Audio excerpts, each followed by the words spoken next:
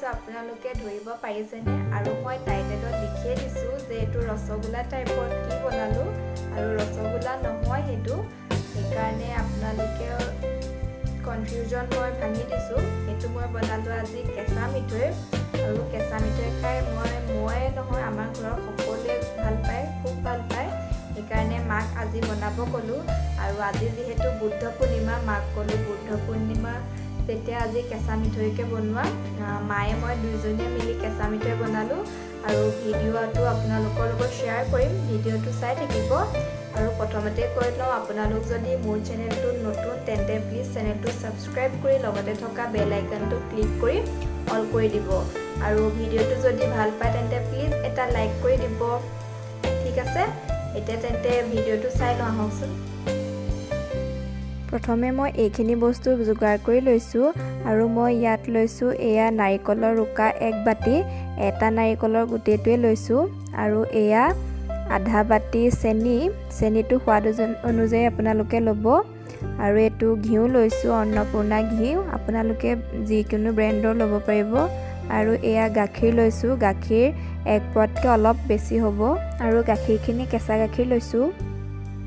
আৰু main ingredient আমাক পিঠাগুৰি লাগিব আৰু পিঠাগুৰি জুখিবৰ কাৰণে মই এনেকুৱা ধৰণৰ বাটি এটা ইউজ কৰিছো এতিয়া মই এইটো পাত্ৰত পিঠাগুৰিখিনি এড কৰিম আৰু পাত্ৰটো সদায় ডাঙৰ ব্যৱহাৰ কৰিব লাগে কাৰণ বস্তুখিনি আমি গুটেখিনি এইটো পাত্ৰতে মিলাব লাগিব সেই কাৰণে এটা ডাঙৰ পাত্ৰ ব্যৱহাৰ কৰিব আৰু মই ইয়াতে পিঠাগুৰিখিনি দি দিম এইটো বাটিৰে মই টোটেল 3 বাটি পিঠাগুৰি ইউজ কৰিছো আৰু পিঠাগুৰিটো কেঁচা পিঠাগুৰি লৈছো মই ইয়া এক বাটি দিলো 2 নম্বৰ বাটিটো এড কৰিছো আৰু এয়া 3 নম্বৰ বাটিটো এড কৰি দিছো আৰু এই পিঠাগুৰিতে এতিয়া মই চেনিখিনি দি দিছো চেনি আমি কমকে খাওঁ কাৰণে কমকে ইউজ কৰিছো আপোনালোকে যদি বেছি খায় বা কমকে খায় কম বেছিকে পৰিমাণে ল'ব পাৰিব আৰু এতিয়া মই ইয়াত নাৰিকলৰ ৰুকাখিনি দি দিছো আৰু গুটেখিনি দি দিয়া নাই বেছি হৈ গলেও ভাল নালাগে অলপ ৰাখি থৈছো আৰু মই এনেকুৱাখন সৰু হেতা লৈছো এইখন হেতাৰে মই ঘিউখিনি ব্যৱহাৰ কৰিম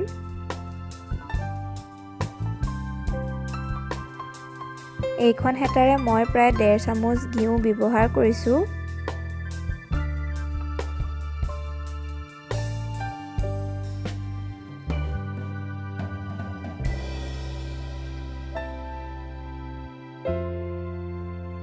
এতিয়া গাখীৰখিনি এড কৰিম আৰু গাখীৰ গুটেখিনি এবাৰতে দি দিয়া নাই কাৰণ গুটেখিনি দি দিলে আমাৰ মিশ্ৰণটো পনিয়া নিচিনা হৈ যাব পাৰে পনিয়া হৈ গলে ভাল নহব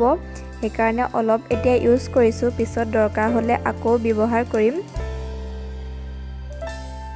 এতিয়া আমি গুটে মিশ্ৰণখিনি হাতেৰে ভালকৈ মিলাই লম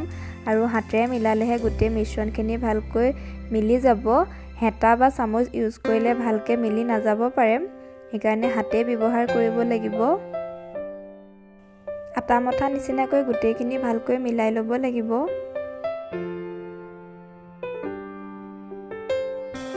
আপোনালোকে ইচ্ছা কৰিলে বা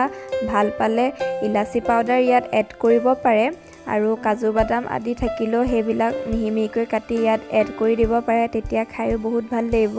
মোৰ ওচৰত বৰ্তমান নাই কাৰণে মই ব্যৱহাৰ কৰা নাই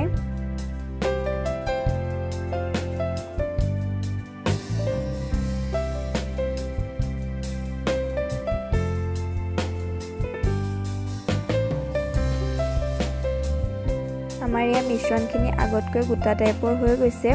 তাৰ মানে আমাৰ ইয়া ৰেডি হৈ গ'ল এতিয়া এইখিনি হাতত অকনমান লৈ হাতেৰে লাহে লাহেকৈ প্ৰেছ কৰি লাৰু বনাই লৈছো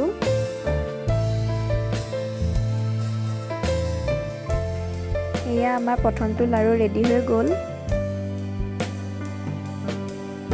দ্বিতীয়টো লাৰু তেনেকৈ কৰি লৈছো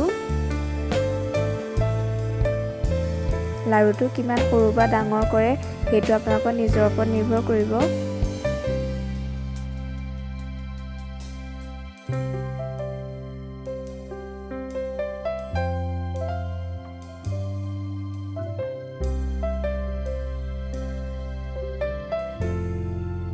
এনেকৈ গোটেইখিনি লাড়ু আমি বনাই ল'লোঁ। এয়া আমাৰ লাড়ু ৰেডি হৈ গ'ল।